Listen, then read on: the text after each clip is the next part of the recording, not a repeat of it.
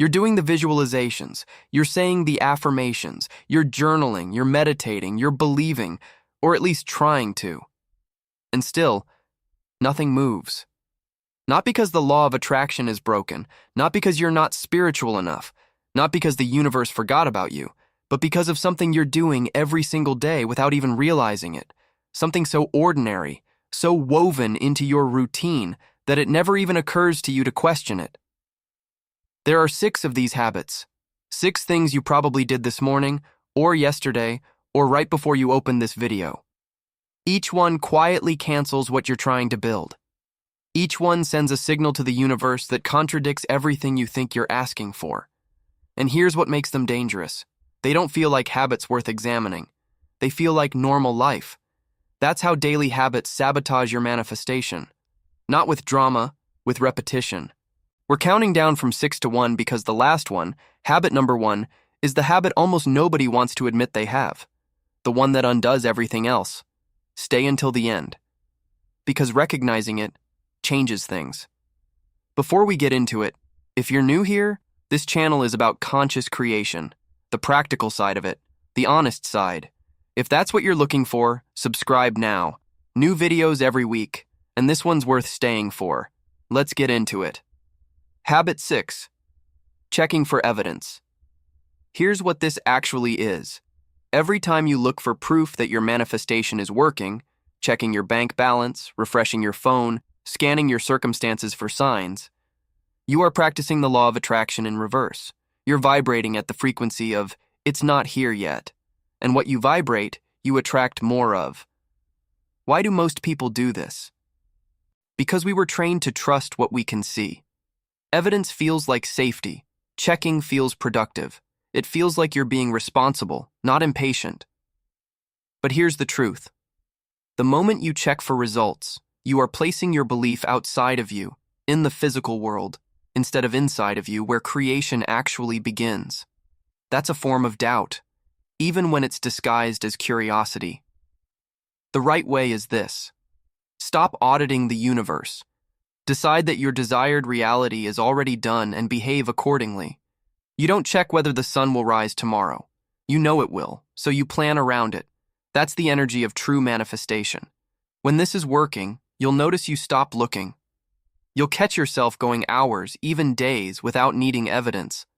There's a quiet settledness in your body, a knowing that doesn't need confirmation. That feeling, that is vibrational alignment. That is the signal that your manifestation is actually moving. Habit 5. Complaining. This one seems harmless. That's exactly why it's so destructive. Complaining is not just venting. It is a declaration. It is you announcing, loudly, repeatedly, with emotion, exactly what you don't want. And the universe doesn't hear your frustration as a request for something better.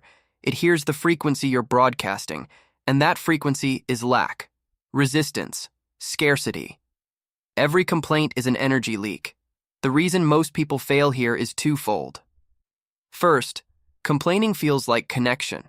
It bonds you to other people. It makes your pain feel valid and seen. And sometimes it is valid. But valid and aligned are 2 different things. Second, it becomes ritual without you noticing. The morning complaint about traffic, the nightly vent about money, these aren't isolated moments. They're a daily script. And that script rewrites your frequency. You can acknowledge something without energizing it. You can notice difficulty without turning it into a broadcast signal. The right way is not to pretend everything is fine. It's to redirect the moment you notice the drift. Feel the frustration. Name it. Then pivot. This is where I am. This is not where I'm going. When this shift starts to happen naturally, you'll find yourself uninterested in group complaints. Not because you're superior, because you're pointed somewhere else. Your energy has a destination now. Habit 4. Postponing your joy. Here is what this looks like. It's the thought that says, I'll be happy when I get the money. I'll relax when I land the relationship. I'll feel abundant once the manifestation arrives. This is one of the most common law of attraction mistakes, and it comes from a fundamental misunderstanding of how manifestation actually works.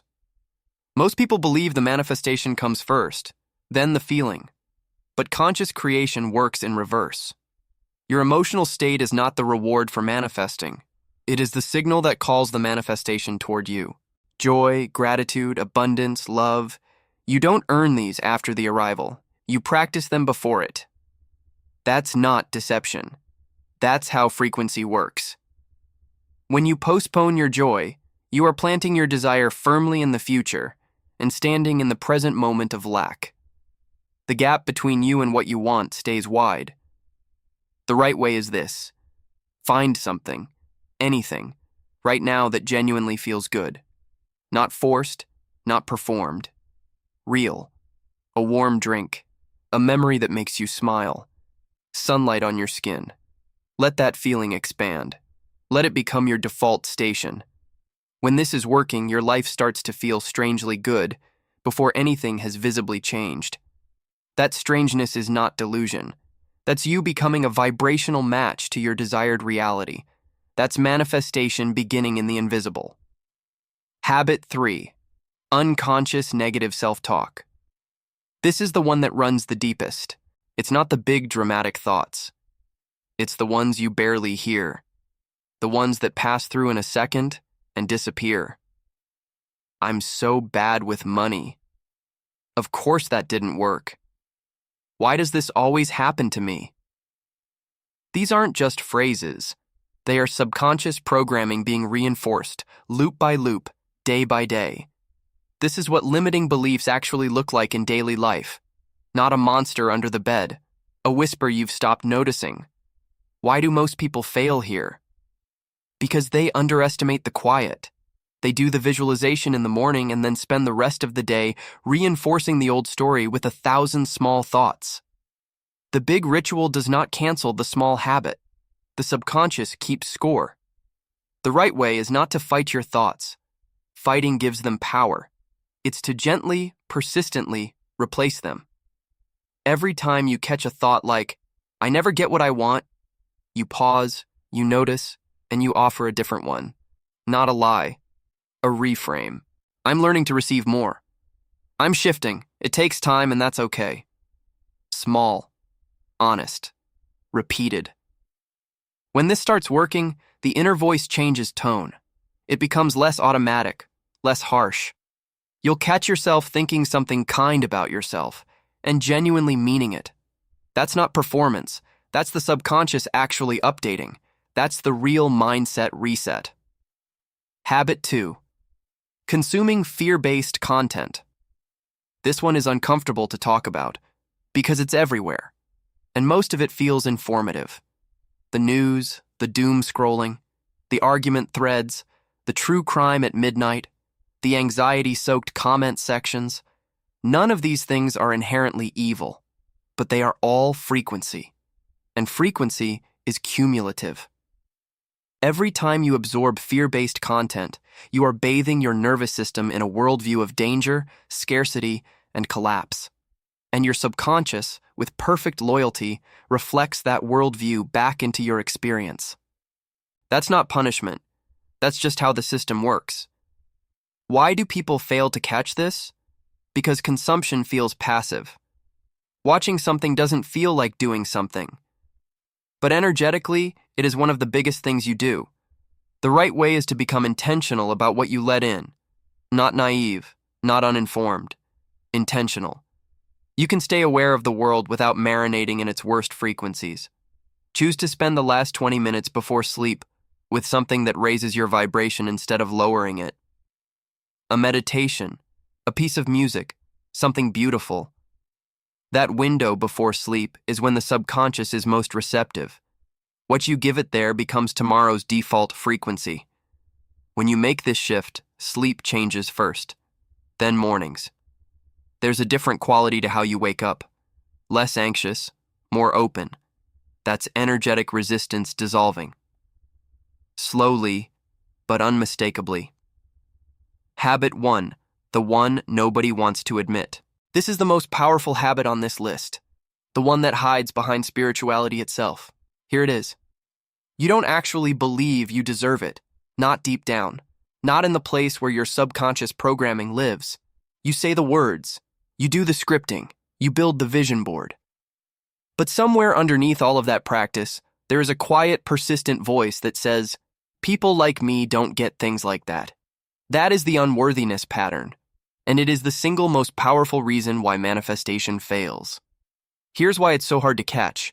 It often disguises itself as humility, as practicality, as realism. It says things like, I'm just being responsible. I don't want to get my hopes up. Who am I to want something like that? That's not modesty. That's a fixed mindset dressed in spiritual language. The right way to work with this, and it is work, real work, is to find the root. Where did you first learn that abundance wasn't for you? What message, repeated over years, told you to want less, to be smaller, to not take up too much space? You don't need to perform self-love. You need to honestly look at the story you inherited about your own worthiness and decide consciously that it is no longer your operating system. This is what higher self-connection actually means, not floating above your life. Seeing your life clearly from a place of compassion and choosing again and again something better. Spiritual alignment isn't a feeling you wait for. It's a choice you make in the ordinary moments. When you catch the thought that says you're not enough and you refuse to let it go unchallenged. When this begins to shift, and it does shift, when you give it real attention, something softens. The ambition doesn't feel desperate anymore. The wanting doesn't feel shameful.